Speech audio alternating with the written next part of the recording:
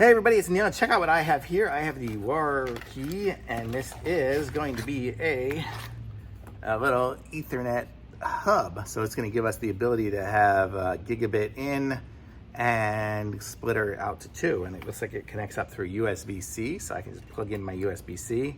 And then it really shouldn't matter which port you put anything in when it's a hub. It goes into any of them, but I will put in the one from my hub into this back one here. And let's see, do we have, yep, and see we have flashing lights. And then we can put the device, one of my devices, into the other side here. And there we are, flashing lights. So we are good. So nice little mini hub that I can just use to do a splitter. Very nice to carry around with you if you have like a laptop or something like that you're trying to hook up to some place that you're not sure if they're gonna have the, if they're not gonna let you on Wi-Fi and you're not sure if they have an extra port for you. They always will when you have one of these, so thumbs up.